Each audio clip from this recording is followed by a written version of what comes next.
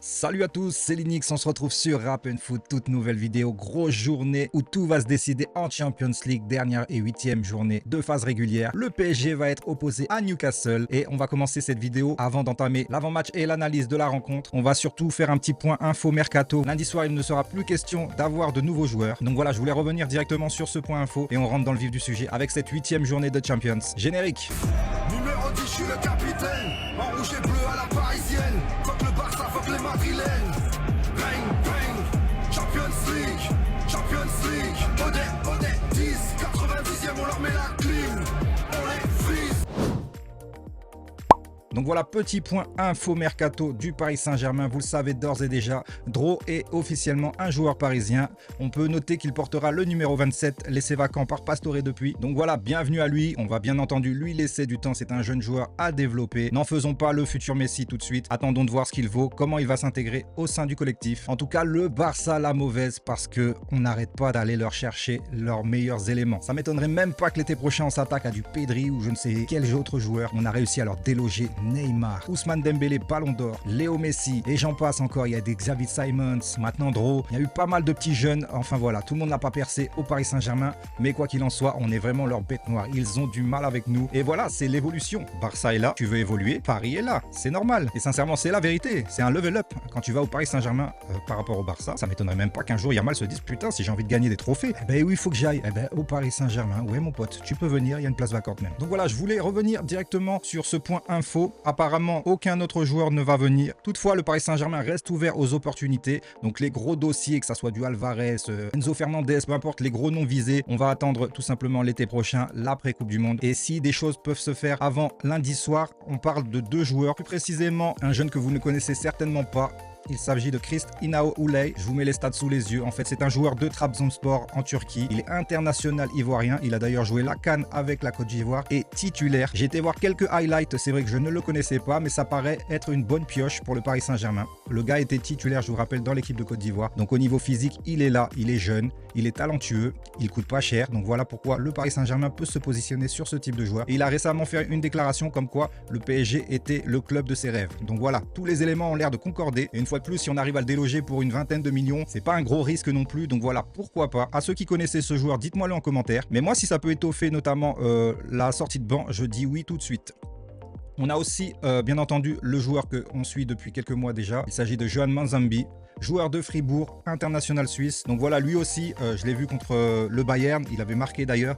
Gros impact au niveau du milieu de terrain. Voilà, apparemment, on se positionnerait. S'il y a une dernière arrivée, ça serait encore un milieu de terrain. Donc comme je le dis, gros impact physique, plutôt technique. Voilà, il a le coffre pour faire 90 minutes à haute intensité. C'est un jeune prospect aussi. Plutôt très très bon avec une équipe moyenne de Fribourg. Donc il sort du lot. C'est forcément un joueur qui ne va pas rester à Fribourg. Donc voilà, comptez sur lui pour atterrir dans un top club très très prochainement. Si ce n'est pas d'ici lundi, ça sera l'été prochain en tout cas. On parle aussi de un potentiel départ de Randal Kolo Muani, non pas pour retourner au Paris Saint-Germain, mais pour être retransféré en prêt à la Juventus. Et aux dernières nouvelles, en plus, il aurait fait un accident de voiture hier ou aujourd'hui. Donc voilà, force à lui. Il n'y a rien de grave, quoi qu'il en soit, si ce n'est une Ferrari complètement explosée. Mais voilà, force à lui quand même. Et on espère qu'il va trouver une solution, notamment pour son temps de jeu, parce que Tottenham, ça n'a pas du tout été bon. C'était pas la bonne destination pour lui. Il a tout simplement marqué que 2 buts avec eux. Et comme par hasard, vous le savez, c'est 2 buts contre le Paris Saint-Germain. Donc voilà, j'espère pour lui qu'il pourra trouver un autre challenge ou alors tout simplement retourner à la Juve où il se plaisait plutôt bien. Donc voilà. Directement, on peut passer à l'affiche du soir. La Champions League, Newcastle, Paris Saint-Germain. Grosse affiche au Parc des Princes ce soir. N'hésitez pas à vous abonner là, ici, tout de suite, parce que sachez que je serai en live tout à l'heure. Alors sûr, à coup sûr, après les rencontres,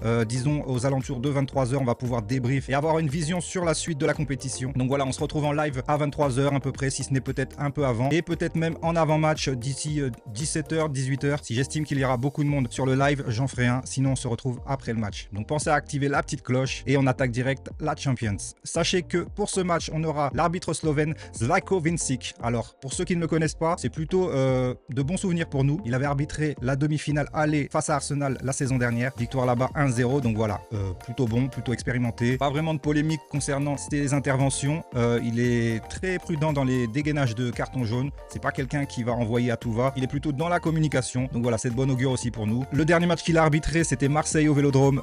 victoire de Liverpool 3-0. Oui, oui, oui. Il a aussi arbitré le Chelsea-Barcelone 3-0 de Chelsea. Donc voilà, dès qu'il y a un gros face à un autre, généralement ça se passe très très bien. Je pars directement sur les derniers matchs des deux équipes, les 5 derniers à domicile du Paris Saint-Germain, les 5 derniers à l'extérieur de Newcastle. Et on se rend compte que la forme est mitigée, mais mieux pour nous, j'ai envie de dire. Moi, je compte les tirs au but, Flamengo et Marseille, comme des matchs nuls. En vrai de vrai, c'est ce qui se passerait si c'était sur 90 minutes.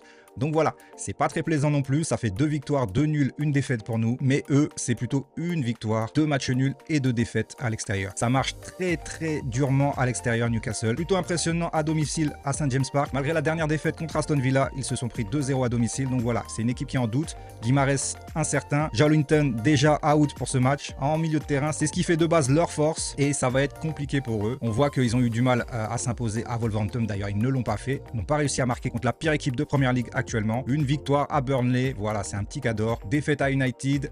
Défaite à Sunderland. Et un match nul à Leverkusen 2-2. Là où on a été foutre un 7-2. Je dis pas ça pour nous saucer. Nous non plus, on n'est pas en très grande forme, j'estime. Hormis le 3-0 qui était propre contre Lille. On a une défaite en Coupe de France 1-0 face au Paris FC. Un match nul du coup 2-2 contre Marseille, acquis au forceps et à la dernière seconde. Une victoire contre le Paris FC 2-1 et une victoire au tir au but face à Flamengo en Coupe intercontinentale. Donc voilà, pour le coup, c'est pas très très fameux. On retrouve tout de même le Parc des Princes en Champions. Ça faisait belle lurette qu'on n'y était pas. Donc voilà, sur papier quand même, on sait que le Paris Saint-Germain doit être supérieur et l'est au niveau théorique. Toutefois, il faudra quand même se méfier de Newcastle qui va jouer avec ses armes. Bien entendu, on va les dominer au niveau de la possession. Bien entendu qu'on aura des occasions aussi. Encore faudra-t-il les mettre. Là va se jouer la différence sur ce match. Pour moi, je vous le dis direct, je vois quand même une victoire du Paris Saint-Germain, 2-0. Pour moi, on va faire un match sérieux. Ce n'est que mon point de vue et c'est ce que j'espère. Maintenant, ce qui va se passer réellement, voilà. Il faudra quand même se méfier de leur coup de pied arrêté. C'est une équipe anglaise, donc ça va jouer physique. On sait que c'est notre point faible. Notez que 4 des 5 derniers déplacements pour Newcastle, ils ont encaissé. Et nous aussi. 4 des derniers matchs dits à domicile parce que effectivement Marseille était au Koweït et Flamengo au Qatar. Donc voilà. En soi, depuis le début de l'année, on a joué 3 matchs à domicile. Une défaite, 2 victoires. Mais comme je l'ai dit, hormis celle contre Lille, il n'y a rien de tout fait sur papier. C'est vrai qu'on a pêché en attaque. On a aussi pêché en défense. On se doit d'être beaucoup plus rigoureux en défense. On prend trop de buts. J'estime vraiment qu'on prend trop de buts cette saison et que la différence, si on veut aller loin en Champions, doit se faire sur ce niveau-là. Beaucoup trop de buts bébêtes qu'on prend. Des balles qui ricochent, qui reviennent comme par hasard sur la tête ou le pied d'un adversaire. C'est vrai que c'est pas de chance. Néanmoins, un jour, ça va certainement tourner pour nous et que les adversaires toucheront des poteaux. On se doit dans tous les cas d'être tueur face au goal. Et j'estime que pour nos supporters, sachant qu'il y aura une ambiance de folie au Parc des Princes, j'estime qu'ils doivent vraiment répondre présent dans le contenu, au score final aussi. Et surtout, on n'a vraiment pas le choix. On est dos au mur. Moi, je veux qu'on soit en top 8. On l'a été ces 7 premières journées dans le top 8, jamais sorti. C'est pas pour attendre la 8e pour sortir comme des cons et se retrouver face à un barrage contre je ne sais qui. Non, on va s'éviter cette épine dans le pied. Le Paris Saint-Germain a toutes les cartes pour gagner ce match, notamment les retours tant attendus d'Hakimi, de João Neves, Nuno Mendes est apte. En soi, il manque que Kang In-lee encore en phase de reprise et le petit Jantou. Même Safonov est revenu dans le groupe, sachez-le. Donc je suppose qu'il sera sur la feuille de match. Et ça me fait une belle transition pour parler de Chevalier. Ce match, il est très attendu pour lui. J'estime qu'il doit être décisif. Parce que certainement que Newcastle aura des occasions. Et là, on veut clairement le clean sheet. Autre résultat que ça serait problématique pour moi. Et je serais tendance à mettre Safonov dès les prochains matchs si ça se passe pas bien pour lui. Donc j'espère qu'il va se réveiller. Et du coup, comme je vous l'ai dit, je pars sur un 2-0 avec un gros match du Paris Saint-Germain. Newcastle doit se déplacer en terre hostile. Ils ne doivent pas exister dans ce match. On doit les contenir, on doit avoir la possession, certes qu'on l'aura, mais surtout qu'on en fasse quelque chose, que ça ne soit pas stérile, qu'on apporte un max d'occasions devant les cages de pop. Il faut vraiment leur mettre la pression et tout va se jouer pour moi, je le redis, en première mi-temps. Si on arrive une fois de plus à la mi-temps en n'ayant pas marqué, c'est très problématique.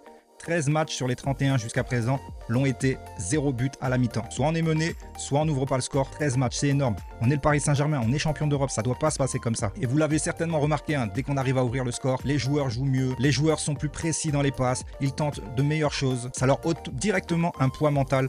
Voilà. Si on arrive à la 60e une fois de plus, soit on est mené et qu'on court au score, c'est vraiment pas le bon scénario pour nous. Donc voilà, si ça devait se passer comme ça, on sera encore un PSG à réaction et non à action. Ça serait très problématique. Et Newcastle est capable de fermer le jeu, de pourrir le jeu s'ils arrivent à mener 1-0. Ça doit pas se passer comme ça. On doit absolument ouvrir le score et si possible en première mi-temps. Voilà pour ce petit avant-goût du match. On se retrouve, n'oubliez pas, tout à l'heure vers 17h je pense pour un live pré-match. Mais surtout après la rencontre, on se retrouvera ici même pour débattre de tout ça. J'espère que vous serez nombreux. C'était Linux, on se retrouve tout à l'heure. Ciao ciao ciao.